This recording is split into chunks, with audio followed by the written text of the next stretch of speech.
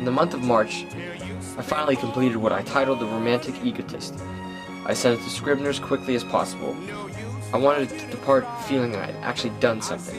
I wanted it to die feeling like a success. But I didn't depart overseas. I was just transferred to 45th Infantry, and there I stayed, waiting around for the action. But maybe this was for the best, because something better happened than being a war hero. I fell in love.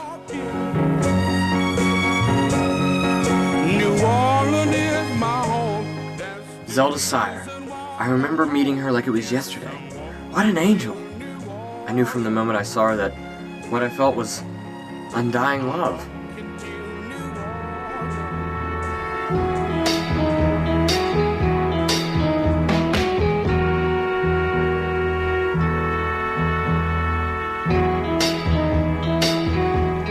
You're just too good to be true. Can't take my eyes off of you. You'd be like heaven to touch. I wanna hold you so much. At long last love has arrived, and I thank God I'm alive. You're just too good to be true.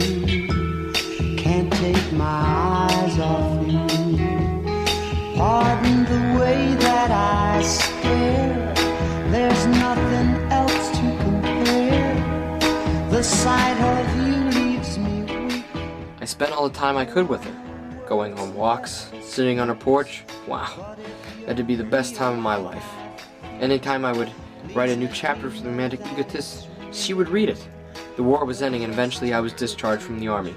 I hadn't done anything wrong, but rumor had it that they were just better off without me.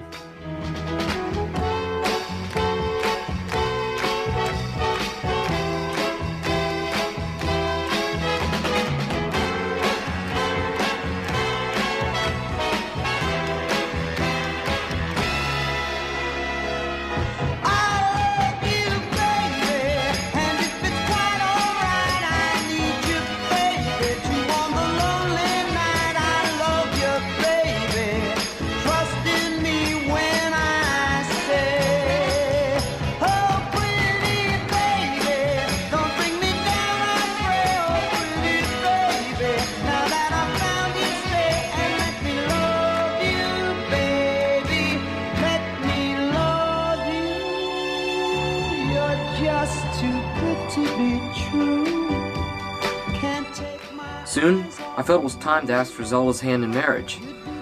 To my surprise, she said no. She said I had no way to support her.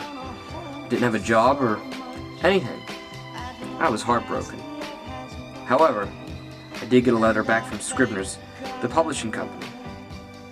And it read, "Dear Mr. Fitzgerald, we received a copy of your novel entitled The Romantic Egotist, and let me be the first to say it's an excellent book.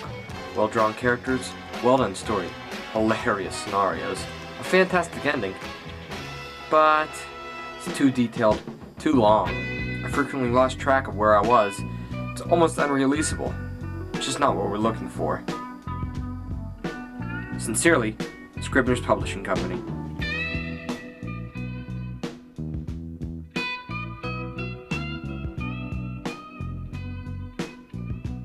So, like most aspiring writers, I headed to New York for a job. There, I worked in the copy department writing slogans for streetcars for $90 a month. I was pretty good at it, too. One time I wrote a slogan that read, "We keep you clean in Muscatine." I got a raise with that one. But New York grew stale without Zelda, and things got worse with time. I remember a point when my landlady said I could bring girls up if I ever wanted. You'd think I would have been thrilled at the idea. I wasn't. How could I even see another girl besides Zelda? I couldn't. Oh, was I miserable up in New York. I was bored writing those trifle slogans. It'd pay me to come up every night to find another rejection slip in the mail, or another return to sender letter from Zelda. Or, I don't know, something I didn't want in the mail. My nights would either end up in me getting drunk and passing out, or crying myself to sleep. Coming to the conclusion that there was no future in New York, I came back to St. Paul to write my novel again. I burrowed away in my room, pencil and paper in my hand, and began to chisel away. I had note cards hung everywhere. They were even all over the floor. I wrote, kept writing around the clock. Who cares if I skipped a meal or two, or three? It just didn't matter anymore. If I were to get this book published, I would have everything. Money, fame, because I knew it would be that good. And most of all, Zelda. If only I could get The Romantic Egotist published. The Romantic Egotist. I read the title aloud to myself and it just didn't sound right. Yes. I knew it would sound better to this novel about a young, handsome man from Princeton. This Side of Paradise was sent off to the publishers on September 3rd, and on September 16th I got a nice friendly letter back from Maxwell Perkins of Scribner saying, "Scott, this book is so different in fact that it is hard to prophesize how it will sell, but we are all taking a chance and supporting it with vigor." I leaped out into the streets, frolicking on the walks, spinning the lampposts. Wow, I for the first time felt alive. You may be the king, you may possess the world and its gold. But gold won't bring you happiness when you're growing real old. The world still is the same, you'll never change it. As sure as the stars shine above, oh, you're nobody till somebody really loves you.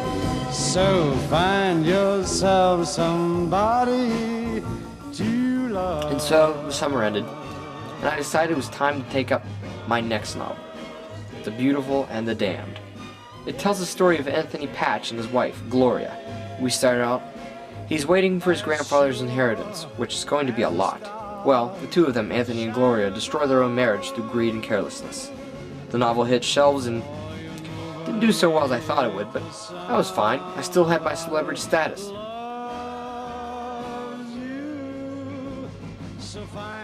The Vegetable was my next venture, and it was the result of those strong remembrances of the Princeton playwright days. I poured everything into this production. I was on the set while they were rehearsing. I even did a little directing. I really expected to become the next great playwright, but those dreams were soon soiled when no one showed up on the opening night.